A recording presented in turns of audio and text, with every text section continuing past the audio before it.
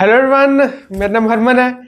आज हम सीपेज और कंसोलिडेशन की एक कंपैक्ट रिवीजन करेंगे, क्योंकि मुझे एक स्टूडेंट की रिक्वेस्ट आई थी जो कि ईएससी मेंस का पेपर अटेम्प्ट करने जा रहा है कि सीपेज और कंसोलिडेशन की उसको एक कंपैक्ट रिवीजन चाहिए।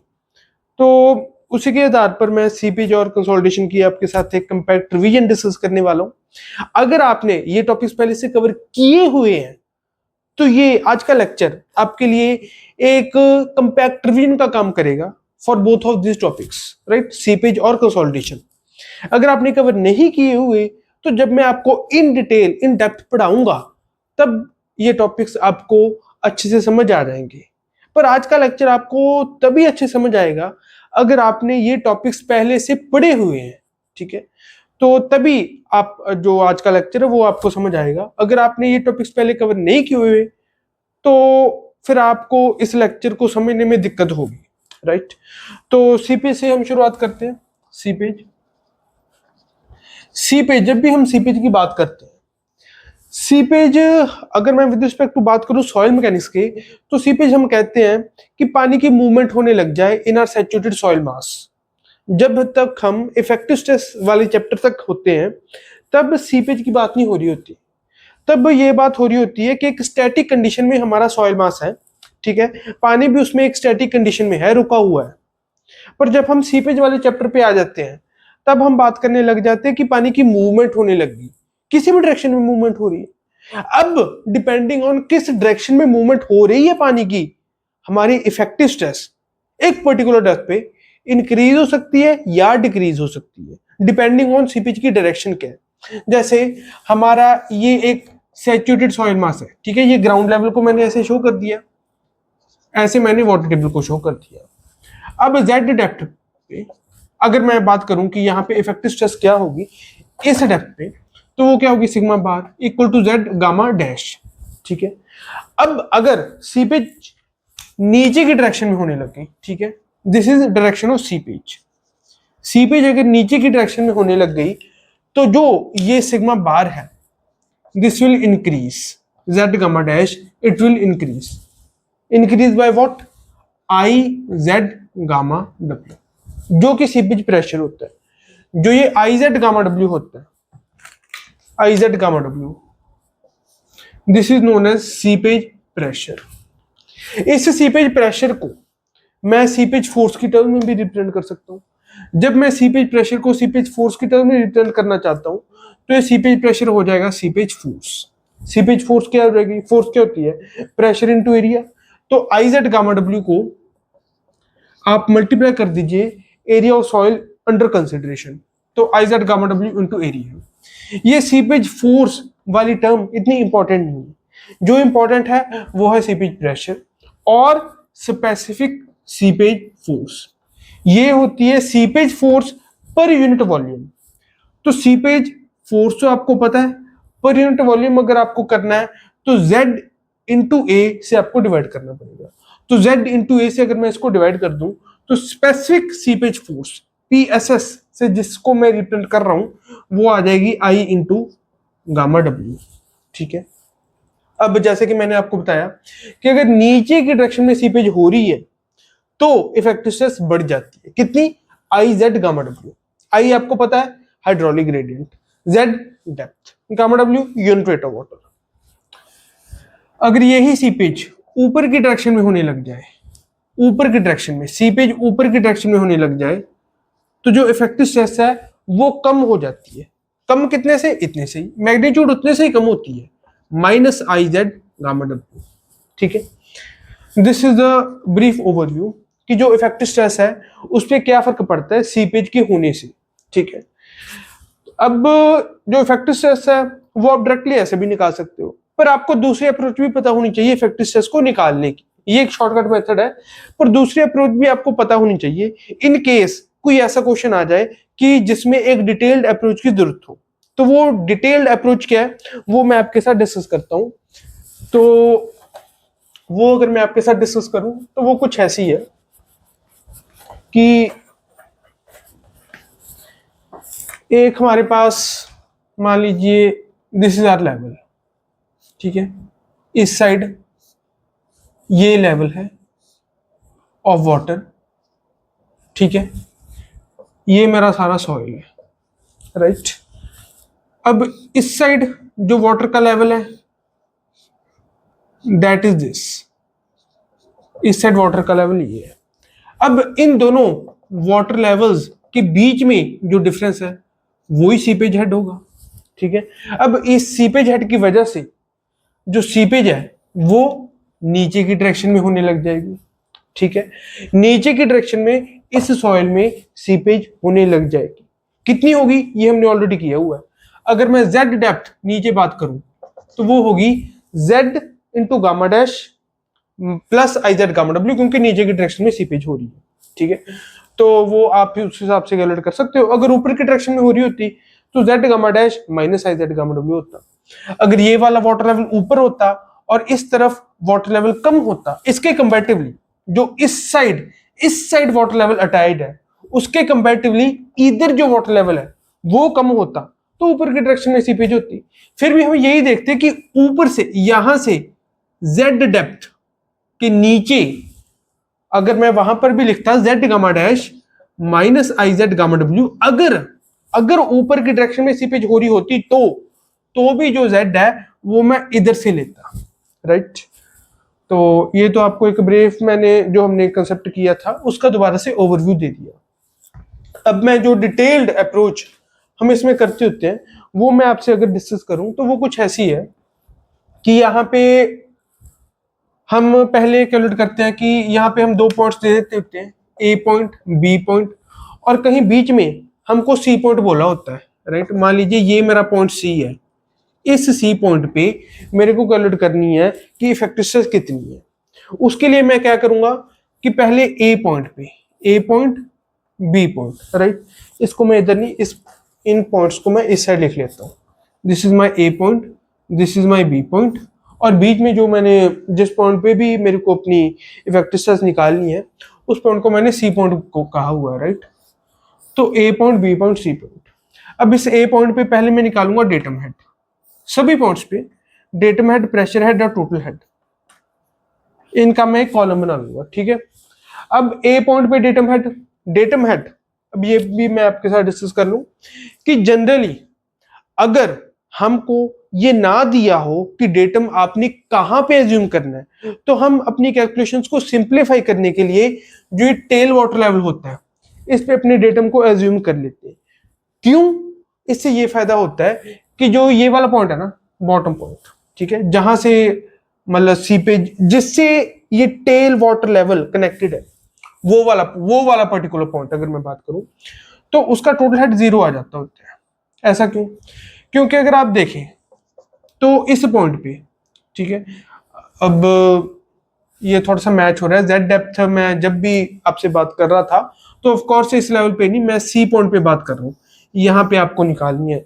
मैं यहाँ पे जेड को इरेज कर देता हूँ क्योंकि आप यहाँ पे कोई कंफ्यूज ना हो जाओ, ठीक है। इस सी पॉइंट पे हमको निकालना है, दिस इज आर जेड, ठीक है। तो अब टोटल हेड मैंने जैसे आपको बताया हम इस टेल वाटर लेवल पे अपना डेटम मानते हैं। This is our assume datum tail water level, ताकि हमारी जो एनालिसिस है वो सिंपल हो जाए। वो क्यों करते हैं? क्योंकि ताकि टोटल हेड बी पॉइंट पे 0 आ जाए। अब ऐसा क्यों आता है? क्योंकि अगर हम इस पे डेटम मान लें तो बी पॉइंट का डेटम हेड क्या होगा? दिस वन, ठीक है, ये वाला, ये इसका डेटम हेड होगा, पर माइनस में इतना होगा इसका डेटम हेड, और प्रेशर हेड बी का कितना होगा? वो भी इतना ही होगा, पर ये प्लस में होगा, राइट, क्योंकि इतना पानी बी पॉइंट से ऊपर है तो ये प्लस में प्रेशर हेड। अब इसको डेटम माना हुआ है तो बी पॉइंट इस पॉइंट के नीचे है, कितना नीचे है? इतना, तो डेटम हेड इतना ही माइनस आ जाएगा। तो डेटम हेड जितना माइनस आया उतना प्रेशर हेड प्लस में आ गया, इसलिए टोटल हेड जो टेल वाटर लेवल के कॉरस्पॉन्डिंग पॉइंट है उसके कॉरस्पॉन्डिंग जो टोटल हेड है वो 0 आ जाता है। इसलिए हम टेल वाटर लेवल पे अपना डेटम एज्यूम कर लेते हैं ताकि हमारी जो एनालिसिस है वो सिंपल हो जाए, ठीक है। इसमें जैसे कि आप देख सकते हैं ए पॉइंट, बी पॉइंट और सी पॉइंट पे हम डेटम हेड, प्रेशर हेड और टोटल हेड की एक टेबल बनाते हैं उसका, ठीक है। ए पॉइंट का डेटम हेड डेटम हमने मान ही लिया, तो ए पॉइंट डेटम से कितना ऊपर है उस हिसाब से इसका डेटम हेड आ जाएगा। प्रेशर हेड ए पॉइंट के कितना ऊपर है पानी यहाँ पे, वो इसका प्रेशर हेड आ जाएगा। दोनों को ऐड कर देना, टोटल हेड आ जाएगा। जो बी का डेटम हेड, जो बी का टोटल हेड है वो तो 0 आया ही हुआ। अगर कहीं और डेटम आपने माना है तो जैसे ए पॉइंट का आपने टोटल हेड कैलकुलेट किया है वैसे ही आप बी का टोटल हेड कैलकुलेट कर लेना, ठीक है। अब ये आपने कैलकुलेट कर लिया, तो अब सी पॉइंट की अगर मैं बात करूं, सी पॉइंट को हमने कैसे प्रोसीड करना है। सी पॉइंट का आपने जो भी आपने डेटम माना हुआ है उस हिसाब से आपने उसका डेटम हेड निकाल लेना है, ठीक है। इसका डेटम हेड आप कैलकुलेट कर लोगे। डेटम हेड आपने इसका कैलकुलेट कर लिया, यहाँ पे मैं इसको सर्कल से रिप्रेजेंट नहीं करता, इसका आपने डेटम हेड कैलकुलेट कर लिया, ठीक है। जो भी आपने डेटम माना हुआ है, सी पॉइंट कहाँ पे है उस हिसाब से आप इसका सी का डेटम लिख लोगे, डेटम हेड लिख लोगे। जो टोटल हेड है सी का वो आपको निकालना पड़ेगा। कैसे? हाइड्रोलिक ग्रेडियंट की मदद से। हाइड्रोलिक ग्रेडियंट क्या होता है कि जो हेड का डिफरेंस है between the points under consideration, कौन कौन से पॉइंट है ए और बी, इनके बीच में टोटल हेड का डिफरेंस कितना है, ये वाला। This is total head difference between these two, total head per unit length, ठीक है। टोटल हेड का डिफरेंस अगर आपको साफ नजर आ रहा है डायग्राम से तो आप उधर से देख लोगे, अगर साफ नजर नहीं आ रहा तो आप यहां से कैलकुलेट कर लोगे। Total head of A minus total head of B, ठीक है। टोटल हेड आपके पास आ जाएगा। लेंथ इस सॉइल स्पेसिमेन की कितनी है ये आपको पता होगी, तो i head per unit length hydraulic gradient आपके पास आ जाएगा आई, ठीक है। अब ये कैलकुलेट करने के बाद आप देखोगे कि सी पॉइंट पे आपको निकालना है, सी पॉइंट के कॉरस्पॉन्डिंग आपको अपना टोटल हेड निकालना है। अब इसको आप दो तरीके से प्रोसीड कर सकते हो। कैसे? ए की तरफ से और बी की तरफ से। अगर मैं ए की तरफ से प्रोसीड करूं तो आपको साफ साफ नजर आ रहा है कि जैसे जैसे मैं ए से बी की तरफ जाऊं वैसे वैसे हेड डिक्रीज हो रहा है, ठीक है। तो ए से अगर मैं बी की तरफ जा रहा हूं तो हेड डिक्रीज हो रहा है, तो ऑफ कोर्स अगर मैं ए से सी की तरफ जाऊंगा तो हेड डिक्रीज होगा। तो अगर मेरे को ए की तरफ से सी का टोटल हेड निकालना है तो मैं लिखूंगा total head at A minus total head at C divided by distance between A and C. वो जैसे कि आपको साफ नजर आ रहा है दैट इज जेड, ठीक है, डिवाइड बाय जेड। अब टोटल हेड ए आपको पता है टोटल हेड ए कितना है। अब ये मैंने total head of A minus total head of C क्यों लिखा है ये आपको समझ आ गया होगा, क्योंकि मैं ए की तरफ जब ए की तरफ से बी की तरफ जा रहा हूं वैसे वैसे जो हेड है वो डिक्रीज हो रहा है। इधर हेड टोटल हेड मतलब ये आपको साफ नजर आ रहा है, राइट। तो टोटल हेड हमने यहां से जैसे निकाला आप निकाल भी सकते हो, पर साफ साफ डायग्राम से नजर आ रहा है, राइट। ये तो मतलब अगर आप ईएससी मेंस का पेपर दे रहे हो तो इतनी तो बात आपको पता ही हो रही, साफ विजिबल हो रही होगी आपको।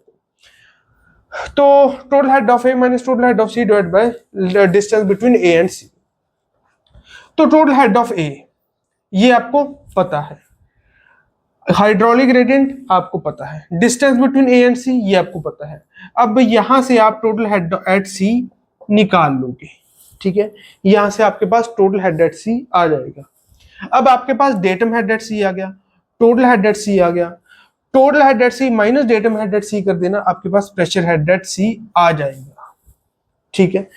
ये आपको पता ही है कि वेलोसिटी हेड को हम सॉइल के केस में निगलेक्ट करके चलते हैं क्योंकि वो बहुत कम होता है। जब 1 करोड़ में हम 1 को जोड़ते हैं तब हम 1 करोड़ 1 ना कह के 1 करोड़ भी कह दें देन इट इज फाइन, ठीक है ना। वेलोसिटी हेड बहुत कम होता है इसलिए हम टोटल हेड में उसको ना भी जोड़े तो कोई ज्यादा फर्क पड़ नहीं रहा, राइट। मतलब टोटल हेड में वेलोसिटी हेड का पार्ट अगर ना कंसीडर करें तो टोटल हेड में ज्यादा कोई फर्क पड़ेगा नहीं। इसलिए total head is equal to piezometric head is equal to hydraulic head in our soil mechanics case. Fluid mechanics के केस में ये नहीं होता, राइट, ना ही ओपन चैनल फ्लो के केस में ऐसा होगा। नाउ अब इसमें ये तो हमने कर ही लिया, ठीक है। टोटल हेड एट सी आप निकालोगे यहां से, टोटल हेड एट सी जब आप यहां से निकालोगे जैसे कि ये तो आपने कर लिया, right. Total head at C minus datum head at C pressure head at C आपके पास आ जाएगा। ये निकालने के बाद अब आपको क्या करना है, अब आप ये चीज आप अपने दिमाग में रखिए कि प्रेशर हेड एट सी आपको पता लग गया, ठीक है।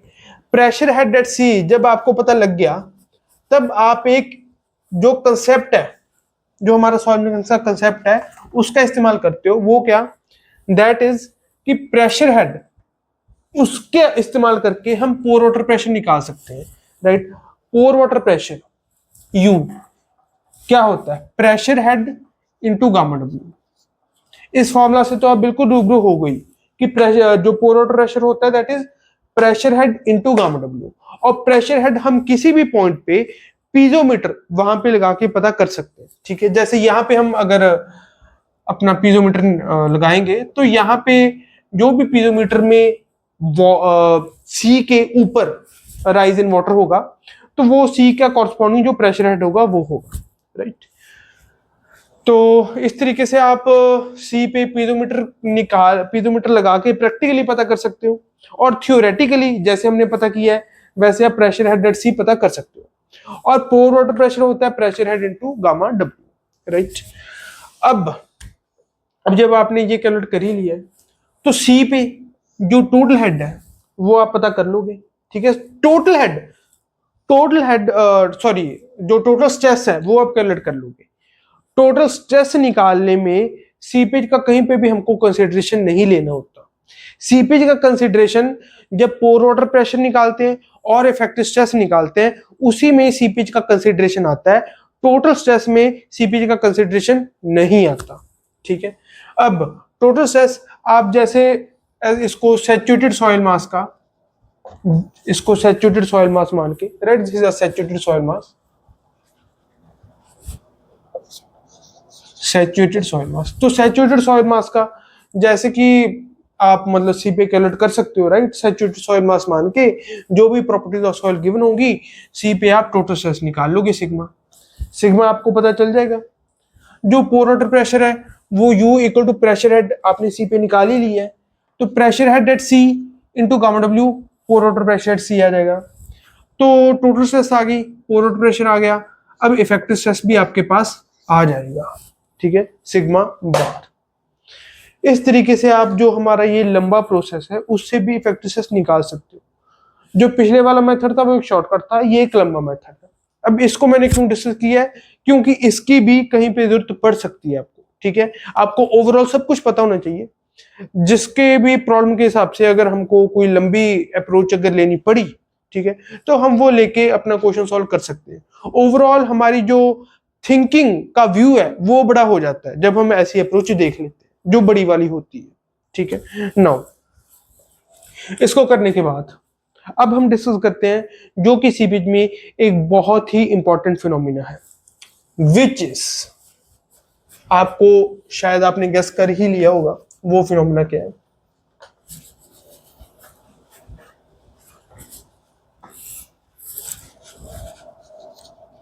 सैंड बॉइलिंग, जिसको जनरली पाइपिंग के नाम से जाना जाता है, राइट। इसके और भी कुछ नाम है जैसे कि आपको पता ही होंगे, राइट, पर जो इसका मोस्ट कॉमन नाम है दैट इज पाइपिंग। और सैंड बॉइलिंग इसका जो एक्चुअल में जो होती है उसको अगर विजुअलाइज करना हो तो sand boiling is an appropriate name.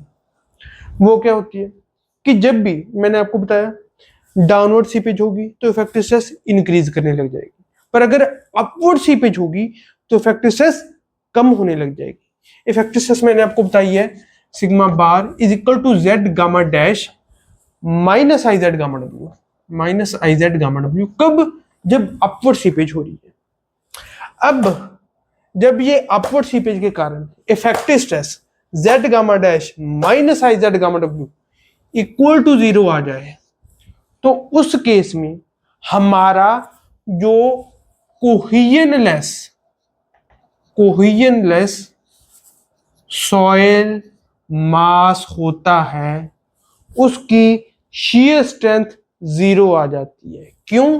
क्योंकि कोहियनलेस सॉइल के केस में कोहियन तो होती नहीं, तो shear स्ट्रेंथ होती है sigma n bar tan phi d। phi d stands for drained shear strength parameter, और इस केस में ड्रेन्ड फ्रिक्शन एंगल, ठीक है। तो S is equal to sigma n bar tan phi d। अब सिग्मा बार अगर 0 हो गया, if the sigma bar is 0, तो shear स्ट्रेंथ जो है वो 0 आ जाएगी, ठीक है। इस केस को हम कहते हैं पाइपिंग और सैंड बॉइलिंग, क्योंकि कोहियनलेस सॉइल मास जो होता है उसकी shear स्ट्रेंथ लूज हो जाती है जब अपवर्ड सीपेज होती है, ठीक है। तो उसके क्यों, तो उस केस के जब ऐसा कोई केस होता है तो उस केस में जो हमारी सॉइल होती है वो ऐसे लगने लग जाती है कि जैसे हमारा पानी उबलता है, वैसे हमको ऐसे नजर आने लग जाती है कि जो हमारी सॉइल है वो उबल रही है, ठीक है। इसलिए हम इसको नाम देते हैं सैंड बॉइलिंग। और पाइपिंग का नाम क्यों देते हैं? पाइपिंग का हम इसको इसीलिए नाम देते हैं क्योंकि सैंड बॉइलिंग और पाइपिंग, क्योंकि अगर हमने डैम कंस्ट्रक्ट किया होता है, दिस इज अ डैम, हमने डैम कंस्ट्रक्ट किया हुआ है, इस तरफ इतना लेवल है, इस तरफ लेवल कम है, तो अब जब पाइपिंग होने लग गई तो मतलब जब ऐसे सीपेज होने लग गई, सीपेज होने की वजह से ऐसे एक यहां पे जो सॉइल के ग्रेन्स है वो आपको पता है उखड़ने लग जाएंगे, उखड़ने लग जाएंगे। तो धीरे धीरे पहले ये वाला उखड़ेगा, फिर ये वाला उखड़ेगा, फिर ये वाला उखड़ेगा, धीरे धीरे करते करते एक पाइप बन जाएगी। पाइप क्या होती है? एक हॉलो, राइट, एक हॉलो पाथ होता है जिसके थ्रू कुछ मूव कर सकते हैं। ऑफ कोर्स यहाँ पे पानी भी मूव करेगा। जब सॉइल ग्रेन्स पूरे के पूरे उखड़ गए इस पाथ में से, तो अब पानी मूव करने लग जाएगा। पाइप हम उसको ही कहते हैं जो हम पाइप यूज करते हैं, घर में भी यूज करते हैं, जब हम फ्लूइड मैकेनिक्स पढ़ते हैं तब वहां पे भी जब हम पाइप को रिप्रेजेंट करते हैं तब पानी को कैरी करने के लिए या और किसी भी फ्लूइड को कैरी करने के लिए जो हम एक मटेरियल या एक क्रॉस सेक्शन यूज करते हैं उसको हम पाइप का नाम देते हैं, ठीक है। अगर टेक्निकल भाषा में, अगर फ्लूइड मैकेनिक्स की भाषा में बात करूं तो पाइप फ्लो उसको कहते हैं कि अंडर प्रेशर किसी फ्लूइड का फ्लो हो रहा हो तो उसे हम पाइप फ्लो का नाम दे देते होते हैं। तो ये आपको पता है कि ऐसे जो सॉइल ग्रेन्स है वो उखड़ने लग जाएंगे, उखड़ने लग जाएंगे तो एक पाइप सा मटेरियल बन जाएगा, इसलिए हम इस फिनोमेना को पाइपिंग का नाम दे देते हैं, ठीक है। अब पाइपिंग का जब हमने नाम दे दिया तो जैसे कि मैंने आपको बताया सिग्मा बार जो कि Z gamma dash minus I Z gamma W होते हैं वो जीरो हो जाता है, ठीक है। ये जब जीरो आता है, इसको अगर आपने जो इसकी डेफिनेशन अगर लिखनी है तो वो कुछ इस टाइप से होती है कि कोहेजन सॉइल मास की जो शियर स्ट्रेंथ है वो जीरो हो जाती है। कब? जब seepage pressure, upward seepage pressure, it becomes equal to effective stress of soil, ठीक है। जो effective stress of soil due to static conditions थी उसके इक्वल आ जाती है, तो ओवरऑल जो इफेक्टिव स्ट्रेस है वो इक्वल टू जीरो आ जाएगी, ठीक है। इस कंडीशन को हम पाइपिंग का नाम दे रहे हैं। अब इस पाइपिंग के कंडीशन में जब हम Z gamma dash minus I Z gamma W equal to zero करके फॉर्मूला डिराइव करते हैं हाइड्रोलिक ग्रेडियंट का, कि जिसके अंडर जिसके अंडर पाइपिंग की कंडीशन अराइव होगी, उस पर्टिकुलर हाइड्रोलिक ग्रेडियंट को हम क्रिटिकल हाइड्रोलिक ग्रेडियंट का नाम देते हैं। इस क्रिटिकल हाइड्रोलिक ग्रेडियंट की जब हम डिराइव करते हैं वो आ जाता है G minus one by one plus e. G specific gravity, e is void ratio, ठीक है। अब इस क्रिटिकल हाइड्रोलिक ग्रेडियंट को कैलकुलेट करने के बाद हम कैलकुलेट करते हैं factor of safety. Factor of safety becomes equal to IC by I. ये क्यों? क्योंकि जब भी हम डिजाइन कर रहे हैं तो हमारा जो हाइड्रोलिक ग्रेडियंट है ये क्रिटिकल हाइड्रोलिक ग्रेडियंट से कम रहना चाहिए। जब भी फैक्टर ऑफ सेफ्टी की हम सिविल इंजीनियरिंग में बात करते हैं तब हम उस हिसाब से ही बात करते हैं कि ऊपर जो चीज है और नीचे जो चीज है, ऑफ कोर्स वो ऊपर इज अ डिजाइन थिंग कि ना मैक्सिमम इतनी ही होनी चाहिए, जो नीचे वाली होती है उसमें हम फेरबदल कर सकते हैं, जो ऊपर वाली होती है वो फिक्स होती है। जैसे for a particular soil G और E की वैल्यू फिक्स होगी, उस हिसाब से क्रिटिकल हाइड्रोलिक ग्रेडियंट IC की वैल्यू फिक्स होगी, पर जो I है उसको हम वेरी कर सकते हैं, ठीक है, कुछ सुटेबल मेजर्स प्रोवाइड करके। तो फैक्टर ऑफ सेफ्टी को भी हम उस हिसाब से वेरी कर सकते हैं, इसलिए फैक्टर ऑफ सेफ्टी हमारे इस केस में IC बाय I के इक्वल आ जाता है। इस फैक्टर ऑफ सेफ्टी की वैल्यू होती है 6 to 7 in case of fine sand, और कोर्स सैंड के केस में इसकी वैल्यू होती है 4 to 5, ठीक है, 4 to 5 in case of coarse sand. अब इस पाइपिंग को प्रिवेंट करने के लिए हम कुछ मेजर्स ले सकते हैं, जिनमें से सबसे पॉपुलर जो मेजर्स हैं that are providing sheet pile wall. ठीक है, शीट पाइल वॉल के प्रोवाइड करने से क्या होता है कि जो लेंथ है यहाँ पे जब भी इधर मैं से इसको ना करके यहाँ पे शीट पाइल में शो करूंगा, लेंथ ऑफ फ्लो है जो यहाँ से, क्योंकि आई एग्जिट जब भी पाइपिंग स्टार्ट होगी यहाँ से स्टार्ट होगी, राइट, यहाँ से जो डैम के पास वाला सॉइल है वो सबसे पहले उखड़ने लगेगा। तो इसके कॉरस्पॉन्डिंग जब भी हमने फ्लो नेट बनाया है, इसके कॉरस्पॉन्डिंग फ्लो नेट आपको पता है, फ्लो नेट जब भी हमने बनाया है उसके कॉरस्पॉन्डिंग जब भी हम आई एग्जिट कैलकुलेट करेंगे तो वो होगा delta H by L. Length of seepage path बढ़ जाती है ऐसे शीट पाइल वॉल प्रोवाइड करने से। जब लेंथ बढ़ जाती है तो आई एग्जिट की वैल्यू कम हो जाती है। आई एग्जिट की वैल्यू अगर कम होगी तो factor of safety I C by I exit, I exit की वैल्यू कम होगी तो फैक्टर ऑफ सेफ्टी उससे बढ़ जाता है। ठीक है, एक ये तरीका है। दूसरा तरीका है प्रोवाइडिंग इन्वर्टेड फिल्टर और प्रोटेक्टिव फिल्टर। इन्वर्टेड फिल्टर इसका कैसे नाम है, राइट, इसको आप ऐसे याद कर सकते हो कि जो भी आप इन्वायरमेंट में जैसे पढ़ते हो कि जो ग्रेवल होते हैं वो नीचे होते हैं, ठीक है, जो सैंड होती है वो ऊपर होती है, मतलब नीचे एक कोर्सर मटेरियल और ऊपर एक फाइनर मटेरियल।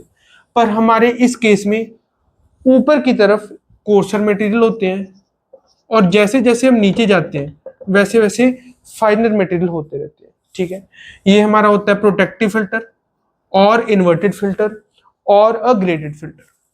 अगर हमने एक ही तरीके के पार्टिकल्स प्रोवाइड करे हैं फिल्टर में तो हम प्रोटेक्टिव फिल्टर और इन्वर्टेड फिल्टर उसको नाम दे देते हैं।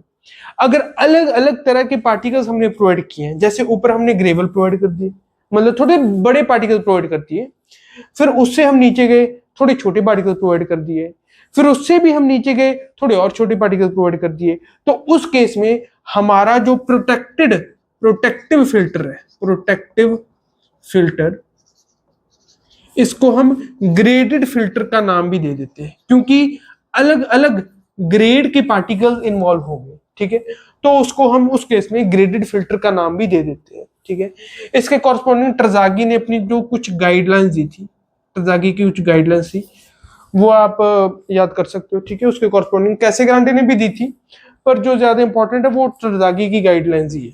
ठीक है, इसके कॉरस्पॉन्डिंग नो।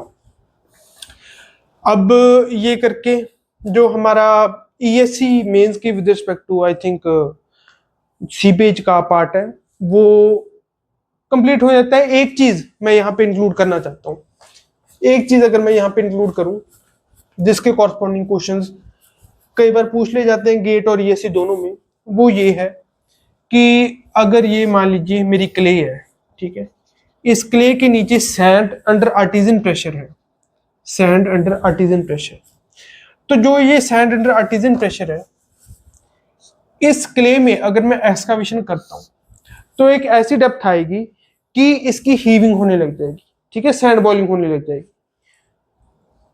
उस डेप्थ, वो डेप्थ ना आ पाए इसलिए मैं अपनी एक्सकावेशन को एक रिस्ट्रिक्ट करूंगा कि इस डेप्थ के आगे आप अपनी एक्सकावेशन को ना करिए। ठीक है, तो वो डेप्थ अगर निकालनी हो वो मैं कैसे निकालूंगा वो मैं आपसे अभी डिस्कस करता हूं। तो सैंड अंडर आर्टिजन प्रेशर है, सैंड अंडर आर्टिजन प्रेशर अगर है तो ऑफ कोर्स इसमें कुछ प्रेशर होगा। ठीक है, मान लीजिए इतना प्रेशर आ रहा है इसमें। अब जब मैं एक्सकावेशन करने लगा हूं तो हीविंग या सैंड बॉइलिंग उस डेप्थ पे स्टार्ट होगी कि जब ये Z, अभी मैं डेप्थ ऑफ एक्सकावेशन निकाल रहा, अभी मान लीजिए this is my depth Z। ठीक है, इसको हम टोटल स्ट्रेस अप्रोच से सॉल्व करते हैं। टोटल स्ट्रेस अप्रोच, इसमें दो अप्रोच होती है जैसे कि आपको पता है, टोटल स्ट्रेस अप्रोच और इफेक्टिव स्ट्रेस अप्रोच। अगर हम किसी बीच की क्वेश्चन सॉल्व करने हैं तो टोटल स्ट्रेस अप्रोच के हिसाब से अगर हम इसको सॉल्व करें तो हम इसको कर लेते हैं Z into gamma saturated is equal to HW into gamma W। This HW is it's seepage head, seepage head नहीं जो इसका वाटर का हेड है, दैट इज जो इसका पोर वाटर प्रेशर, राइट, यहाँ पे नजर आ रहा है आपको, दैट इज HW इस सैंड का, ठीक है। तो आप Z gamma saturate equal to HW gamma W आप ऐसे सॉल्व कर लेते होते हैं, और फिर यहाँ से आप Z की वैल्यू कैलकुलेट कर लोगे। Z की जगह जब आपने वैल्यू कैलकुलेट कर ली, तो जो भी मान लीजिए यहाँ पे लेट से Z 2 मीटर आ गया था, टोटल इस क्ले की डेप्थ 5 मीटर थी, तो आप सेफली 3 मीटर तक एक्सकावेशन कर सकते हो, ठीक है। अब इसके बाद अगर हमको इसमें कोई फैक्टर ऑफ सेफ्टी दिया हो, उस हिसाब से हमको अपनी कैलकुलेशन करनी हो, या फैक्टर ऑफ सेफ्टी हमको निकालना हो, अगर हमको दिया हुआ है कि कितनी डेप्थ तक हमने एक्सकवेशन की हुई है, उस हिसाब से हमको फैक्टर ऑफ सेफ्टी की वैल्यू कैलकुलेट करनी हो, तो वो हम कैसे कैलकुलेट करेंगे? फैक्टर ऑफ सेफ्टी वो हो जाएगा उस केस में कि देखिए, फैक्टर ऑफ सेफ्टी जब भी हमको निकालना है, तब हमको इस चीज का ध्यान में रख के चलना होता है कि ऊपर हमको वो चीज रखनी होती है जो हमको बचा रही है, और नीचे हमको वो चीज रखनी होती है जो हमें नुकसान पहुंचा रही है। हमें बचा कौन सी चीज रही है? ऊपर से जो भी वेट आ रहा है सॉइल का, वो हमें बचा रहा है। नीचे से जो एक पोर वाटर प्रेशर HW का लग रहा है, वो हमें नुकसान पहुंचा रहा है। तो ऊपर हम वो चीज रखेंगे जो हमको फायदा पहुंचा रही है। फायदा कौन सी चीज पहुंचा रही है यहाँ पे? Z इंटू गामा सैचुरेटेड, ठीक है। और नीचे कौन सी चीज रखें जो हमें नुकसान पहुंचा रही है? नुकसान कौन सी चीज पहुंचा रही है? HW into gamma W। अब ये इसके पीछे का बेसिक कंसेप्ट है। इसमें क्वेश्चन को कुछ घुमाया फिराया जाता है, तो जैसे क्वेश्चन को घुमाया फिराया जाता है वो आप कर सकते हो अगर आपकी अच्छी प्रैक्टिस है तो, ठीक है। आपका कंसेप्ट क्लियर है, आपने थोड़ी बहुत प्रैक्टिस की हुई है, तो आप जो क्वेश्चन होंगे उनको सॉल्व कर पाओगे, ठीक है। अब इसके जो अच्छे क्वेश्चंस आए हुए हैं इस टॉपिक में से, वो मैंने डिस्कस किए हुए हैं। जो मेरी न्यूमेरिकल सीरीज थी उसमें मैंने इससे जो अच्छे क्वेश्चंस आए हुए हैं वो डिस्कस किए हुए हैं, और वो ऑफ कोर्स मैंने अच्छे से डिस्कस किए हुए हैं। जैसे जो मैं अभी रिवीजन करा रहा हूँ, ये बहुत ही तेज स्पीड से करा रहा हूँ। ये बहुत ही तेज स्पीड से इसलिए कवर करा रहा हूँ क्योंकि ये एक रिवीजन है, और इस इतने बड़े टॉपिक को छोटी सी एक लेसन में समेटना, तो ऑफ कोर्स एक हाई स्पीड पे चलना पड़ेगा, और बहुत सारी चीजें छूट भी जाएंगी। मेन पॉइंट जो है वो मैं कवर कर रहा हूँ यहाँ पे, ठीक है। तो ऐसे आप फैक्टर ऑफ सेफ्टी कैलकुलेट कर सकते हो। और जैसे कि मैंने आपको बताया, जो लेक्चर सीरीज जो मेरी न्यूमेरिकल सीरीज थी, उनमें जो भी मैंने इस टॉपिक से रिलेटेड क्वेश्चन कराए हुए हैं, वो मैं उसमें डिस्क्रिप्शन में नीचे उनका लिंक रख दूंगा, राइट। और ये भी लिख दूंगा कि कौन कौन से पार्ट में, न्यूमेरिकल सीरीज के कौन कौन से पार्ट में मैंने इस टॉपिक से रिलेटेड न्यूमेरिकल्स डिस्कस किए हुए हैं। और वो न्यूमेरिकल्स, जैसे कि मैं अपनी क्लास की आराम से स्पीड लेके चलता हूँ, वो मैंने आराम से अपनी स्पीड लेके चल के मैंने वो न्यूमेरिकल्स आपके साथ डिस्कस किए हुए हैं। जैसे ऐसे मैं एक्सप्रेस वे की तरह इस लेक्चर को कवर कर रहा हूँ, उसमें मैंने ऐसे नहीं किया। उसमें मैंने आराम आराम से, जैसे कि जो मेरी नॉर्मल लेक्चर की स्पीड होती है, उसी स्पीड से मैंने कवर किया हुआ है, ठीक है ना। अब इससे हम जो हमारा सीपेज का चैप्टर है उसको वाइंड अप करते हैं। अब हम बात करेंगे प्राइमरी कंसोलिडेशन की। पर अब मैंने नोट किया कि इस लेक्चर की जो लेंथ है वो ही अबव 30 मिनट्स हो चुकी है। तो प्राइमरी कंसोलिडेशन हम अगले लेक्चर में, मैं एक, जैसे कि मैंने इस लेक्चर का कवर किया है एक्सप्रेस वे की तरह, वैसे प्राइमरी कंसोलिडेशन का मैं एक एक्सप्रेस वे सेशन लेके आऊंगा आपके साथ। उसमें मैं प्राइमरी कंसोलिडेशन के जो मेन पार्ट्स हैं उनको डिस्कस करूंगा, राइट। तो इस लेक्चर को हम यहीं पे वाइंड अप करते हैं। अगले लेक्चर में जो इस तरीके का लेक्चर होगा उसमें मैं प्राइमरी कंसोलिडेशन को आपके साथ डिस्कस करूंगा, right. Thank you very much.